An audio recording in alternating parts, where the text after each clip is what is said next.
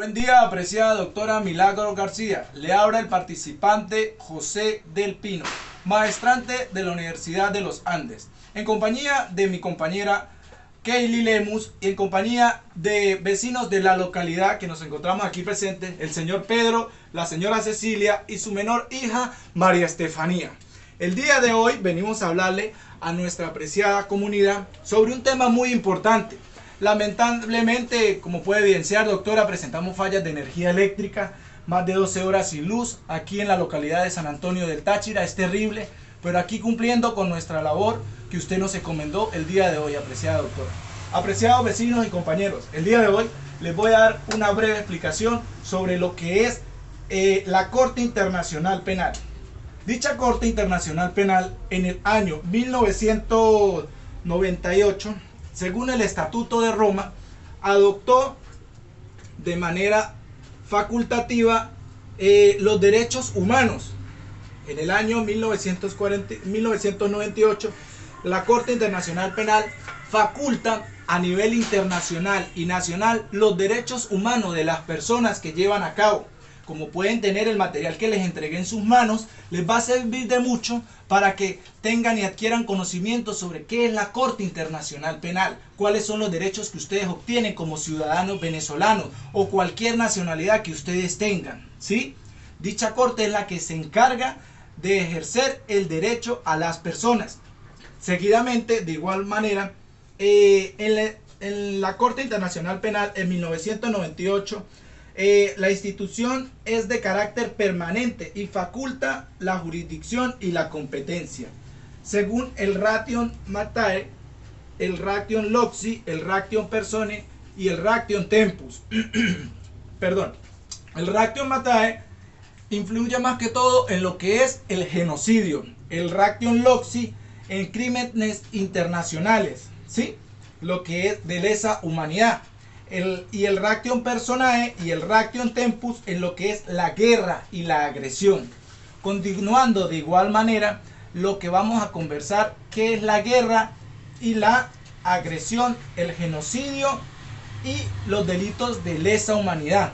Todo esto tienen el material que les entregué en sus manos. Es de muy importante conocer sobre los derechos que ustedes tienen como personas.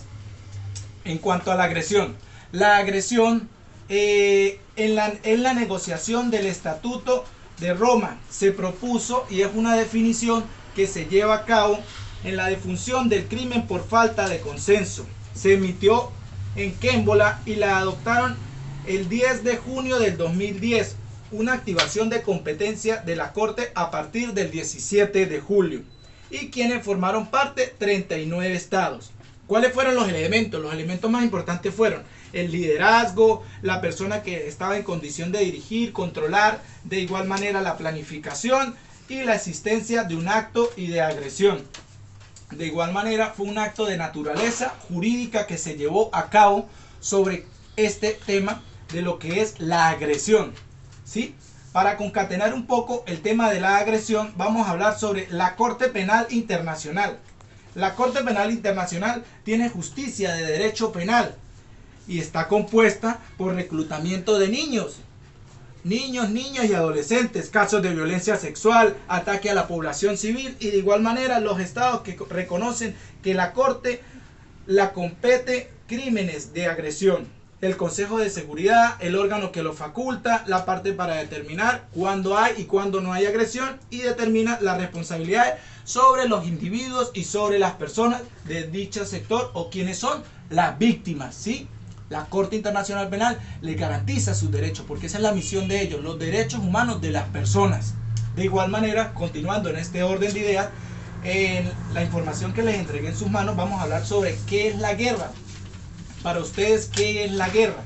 La guerra sanciona las violaciones más graves, ¿sí? El derecho internacional humanitario lo faculta. ¿Por qué? Porque infracciona lo que es los convenios de Ginebra el 12 de agosto de 1949. Fue una manera de que fue sancionada el dicho convenio. Otras violaciones graves son las de las leyes y los usos y aplicaciones de los conflictos armados internacionales entre un país y otro. De igual manera, las violaciones graves del artículo 3 en común y también las violaciones graves de las leyes y las aplicaciones en los CACNI, ¿sí? Siguiendo este orden de ideas, concatenando sobre el tema de la guerra, vamos a hablar sobre los elementos subjetivos de la guerra y los elementos materiales. Los elementos subjetivos, en primer lugar, vamos a hablar sobre el conocimiento de las circunstancias de hecho, los factores que hayan el determinado tiempo y la existencia de un conflicto armado. Y de igual manera, los elementos materiales podrían ser existencia de conflictos, nexo de conducta que haya tenido un lugar, contexto, un conflicto armado relacionado con un conflicto no armado y contra una persona y el bien protegido. ¿Cuáles son los actos típicos? El homicidio internacional, las torturas, los tratos inhumanos, las causas graves, los sufrimientos, la deportación, traslado forzoso, de igual manera lo que es la toma de rehenes y por otra parte lo que es las invasiones, llevar como consecuencia hambruna, necesidad de las personas en un sector, en una comunidad, en un país, ¿sí? Y la pérdida de vidas, ¿sí?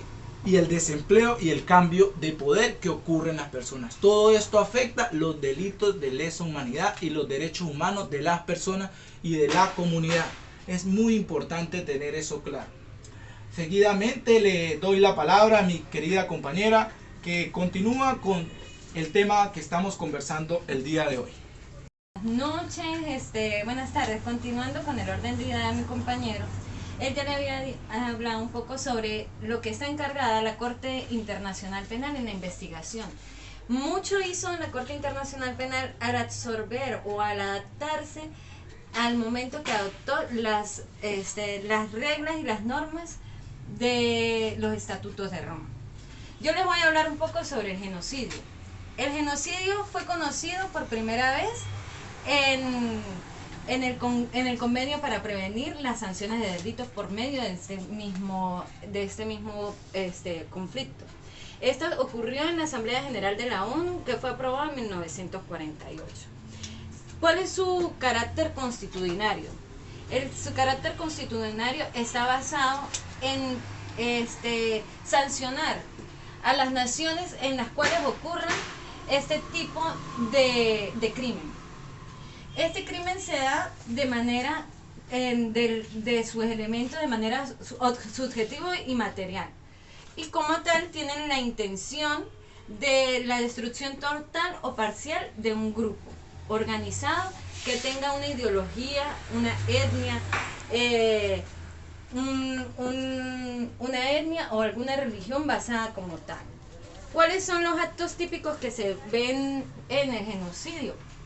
Más que todo, la matanza a miembros del grupo, lesiones graves que van directo a la integridad física del grupo, lesiones mentales, porque también se ve la agresión psicológica en este caso, los sentimientos internacionales del grupo y las condiciones existenciales que hayan acarreado la destrucción física para este grupo.